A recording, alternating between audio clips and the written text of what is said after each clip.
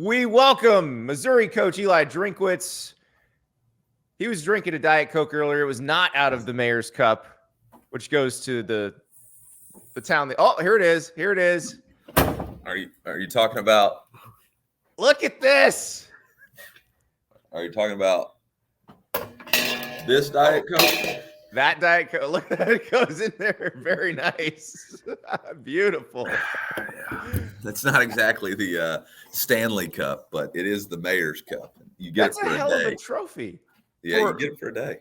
Yeah, that's right. That's right. So it denotes who gets to be the real Columbia for a year. Yeah. Now, yeah, I think the Travel Bureau really advertises it on like the community service or whatever that. What is that? Chamber of Commerce. I'm sure it's the National definitely Chamber of Commerce has it across. Like Mizzou's got the real Columbia this year. Exactly. Well, and that's you just got to keep winning it and earning the title. That's the motivation. So yeah, no doubt. So this season has been just a wild ride. You've got, Harrison Mevis kicking 61-yarders to win games. You've got shootouts. You've got, I think, did I hear you say that Cody Schrader had to have like 30 cc's of blood drained from his quad after this game? Yeah, he had about 60 cc's of hemoglobin taken out on Sunday. He's been battling a bruised quad, and then that developed into a strained quad, and it's just unbelievable. So, with going into the bye week, we really wanted to get in there and get it cleaned up and do everything we can. So, obviously we've given him some PRP and done some of that this week, but in order to do that, we needed to take out some of the hemoglobin that had been built up there, and there was 60 cc's. He's been such an important player for you. Cody's your running back. Yeah. And he came to you from Truman State last year, walked on, had played D2. How does that process work? Does he reach out to you guys and say, hey, I've been pretty good here. I'd like to come try to play for you? Yeah. So if you want the real story, here's how it goes. There's a booster that wants.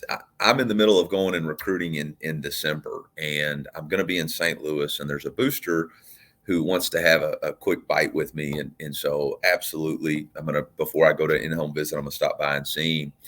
And while we're there, he says, "Hey man, there's a young man who I've known who is transferring from Truman State. He's actually the Division II leader in rushing. Would you let him walk on?" And I was really a lot more interested in the booster than I was in the running back. Okay. Right.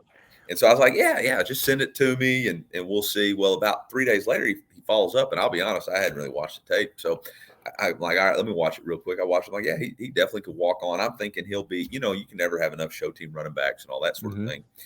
He shows up, and he's like 9th on the depth chart the first day of spring, and then he just keeps showing up. He keeps showing up, keeps doing all the right stuff, keeps making plays, keeps understanding assignments. And next thing you know, last year he's playing. And then this year he's voted captain. And it's just remarkable. It's an unbelievable story of grit and determination and mindset over talent. And that's not to take anything away from Cody Schrader. He's got a ton of talent. But his work ethic and mindset is unbelievable. And it's a story of epic proportion, in my opinion. I mean, the dude is the leading rusher in the SEC. Yes. Like, that's a cool story. Week 4, we're week 8. We're through 8 weeks in this league. It's only the toughest league in all of college football. And he's the leading rusher. And so that's pretty special and remarkable. So the one thing you guys never know when you're putting a team together is how the chemistry will work. So what makes this one special? What makes this one different than some of the other teams you've coached? So there's 2 different things, right? You got to have buy-in, right? You got to have buy-in.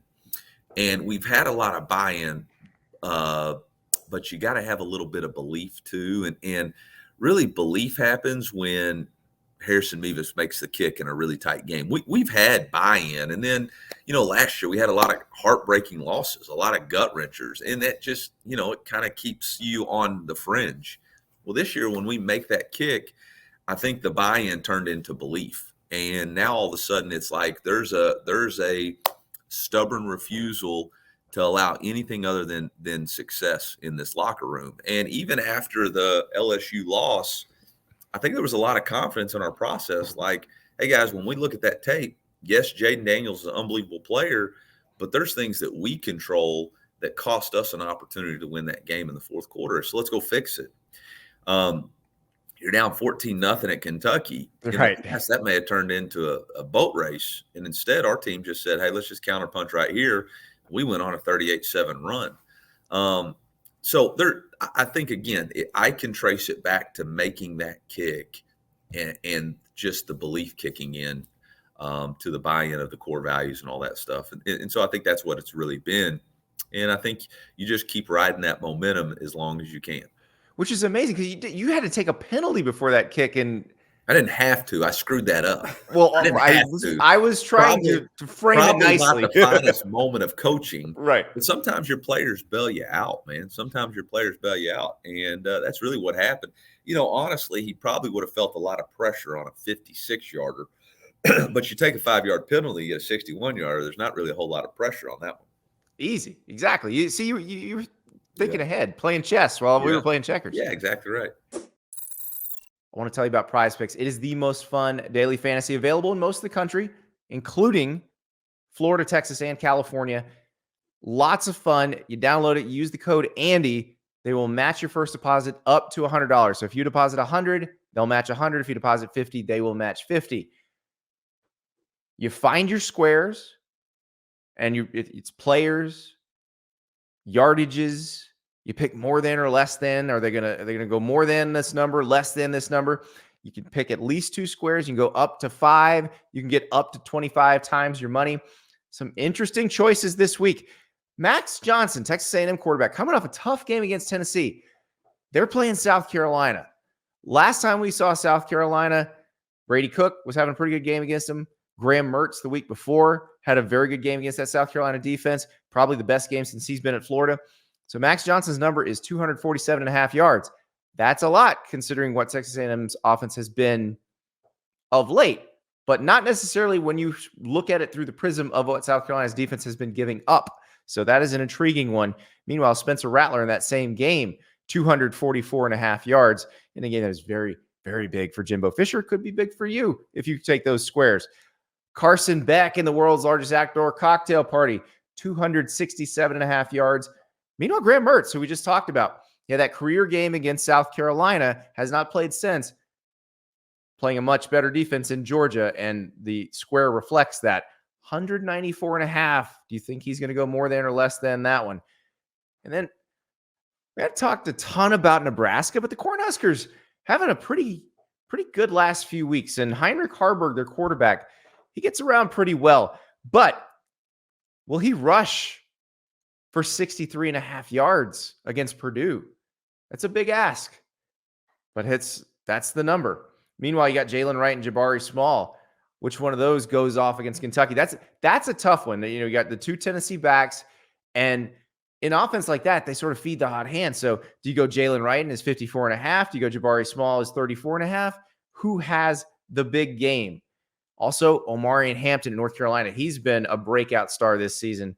103.5 against Georgia Tech as the Tar Heels try to avenge a loss from last year. So many interesting choices on Prize Picks. They add more as you get closer to Saturday. I like they'll add those combos close to the game starts where you can pick 2 quarterbacks in different games, or sometimes 2 quarterbacks in the same game. And it's how many touchdowns do they account for, passing, rushing, receiving. So many fun ways to play. And of course, other sports as well. The NBA just started this week. You can play the NBA on Prize Picks, play the NFL. Remember, use the code Andy. They will match your first deposit up to $100. That is Prize Picks. Code is Andy. Well, let us talk about one of your finer moments in special teams coaching, because you mentioned the 38-7 run against Kentucky, which was touched off by a fake punt where your punter throws a dime. Yeah. When did you realize he had that kind of arm? And then how does the thought process work when you're down 14 and you call that play?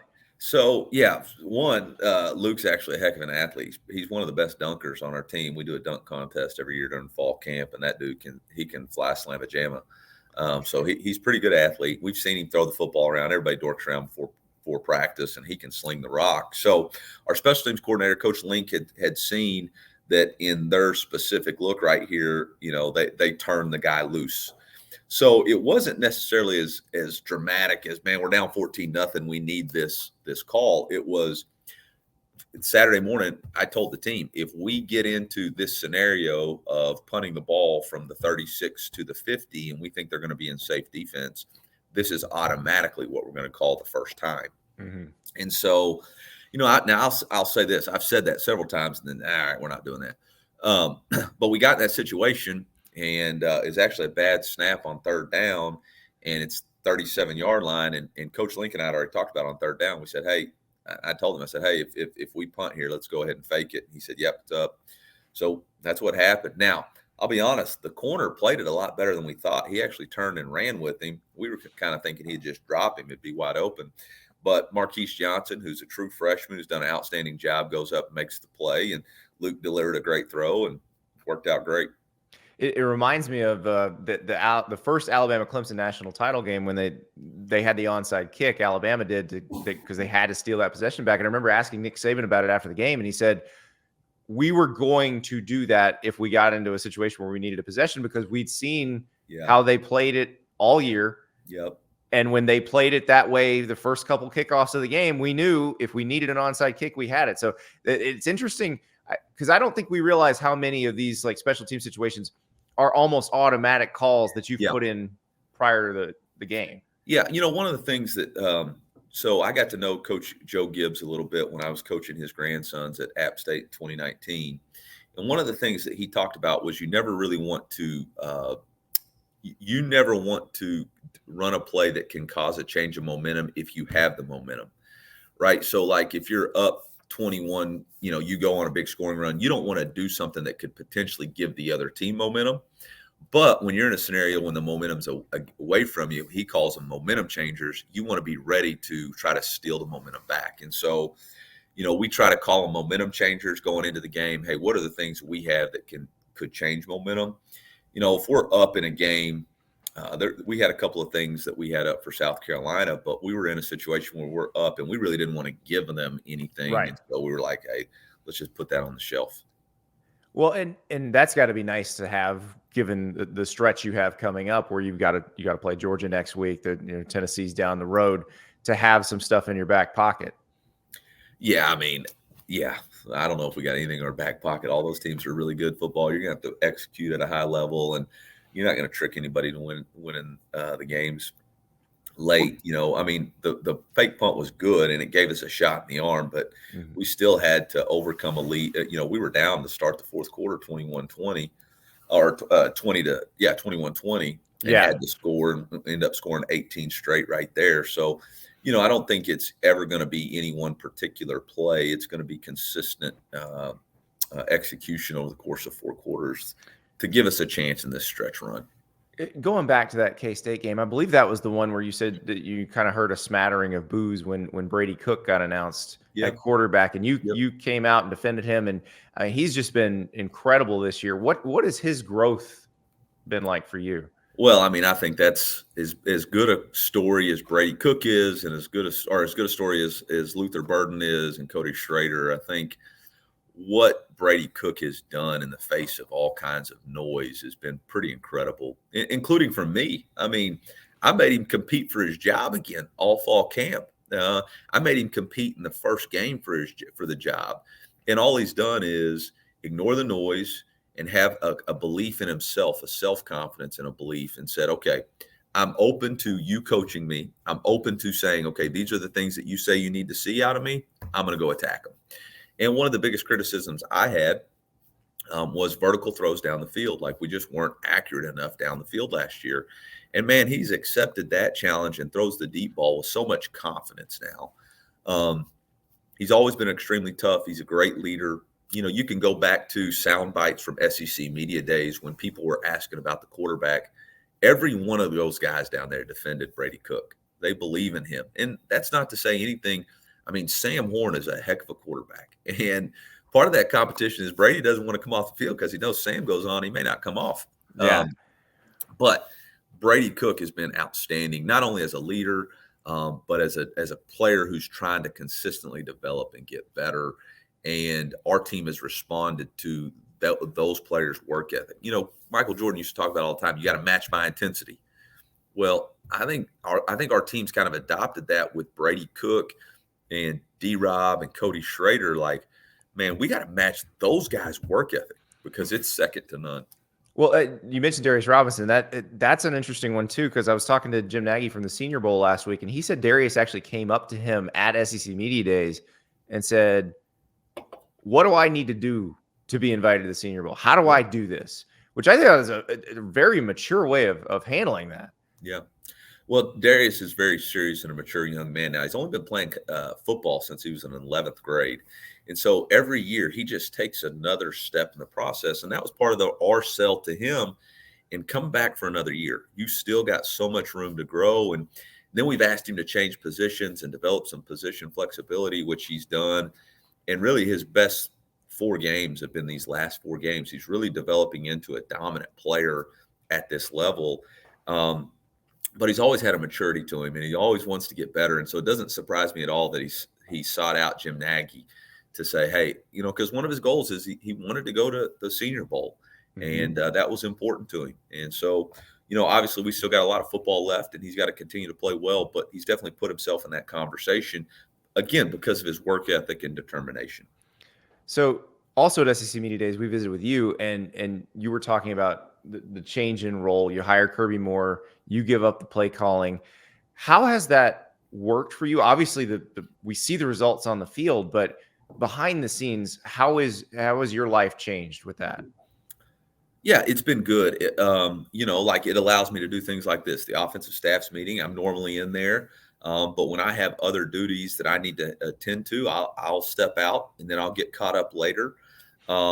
It allows me the freedom to meet with our players, to take time for myself to think about, okay, what do we need to do to motivate our guys this week? What is the consistent messaging to our team? And I think so much, when you're so consumed with calling the offense or third downs or fourth downs, you forget about the overall sense of your team and what you need to get done. And I'm sure there's other people that can do it. I wasn't good enough to do that whole thing with all the other responsibilities that I have at the University of Missouri. At App State, I was able to do it and do it at a really high level, I thought. But, different levels, different things are pulling at you all the time. I think in 20, when we had COVID, it gave me a false sense that I could do it because, you didn't have outside recruiting. You couldn't go out and see people on Friday night. You didn't have interactions with boosters. And then all of a sudden that next year it started accumulating it. And I just wasn't doing what was best for our football team. So I know you can't talk about individual recruits, but you are recruiting at a very high level right now. That was my next thought, was how much now can you kind of pour into the recruiting process with that extra time? Yeah, I mean, I think I spend probably not as much as all the other SEC head coaches, but I do my fair share. I don't have a basis for comparison, but I spend a lot of time, every Friday night home game, I'm out on the road recruiting high school players. I'll be out Thursday and Friday this week. We got call nights, text messages, and letters, and all kinds of stuff that we try to do. The best way to win a championship is to have great players. I mean, that's what it starts with. And so we got to continue to recruit at a higher level if we want to continue to rise. I mean, that's obviously what you got to do. Well, Coach, appreciate it. Know you got to hit the road. What are our gas station snacks of choice when we're bouncing from one high school football game to another? Well, I kind of have a run throughout the day. I really like the midday Hostess apple pie with a Diet Dr. Pepper. I think that's probably my go-to. In the evenings at the game, I like to get a nachos and a Diet Coke, and I really love some chili on it. But you got to be careful. You got to kind of peek at the chili to see, is that really going to be something that's going to sit with you all night, or do you think it's going to be okay? And then, you got to have some sort of snack in the third or fourth quarter. And so, I tend to go with a Snickers bar. Okay. And so, yeah, that's kind of my day on the road recruiting. I stay away from popcorn. That Mhm. stuff gets in your teeth. So I try Mhm. to stay away from popcorn. You're talking to a guy who was about to buy some middle school football concession stand boiled peanuts last night and thought better of it. So Yeah. No, it's I'm not into boiled peanuts. I've tried them several times, but I can't get into that craze. That's not well, me. that's why you're in that Columbia and not the other Columbia. So Fair enough. Eli Fair Drinkwitz, enough. thank you so much. Yep. MIZ. Thank you so much for watching. Just a reminder, subscribe to this channel right here so you never miss an episode of Andy Staples on 3. And oh, by the way, watch all the other great videos on the On3 Sports YouTube channel.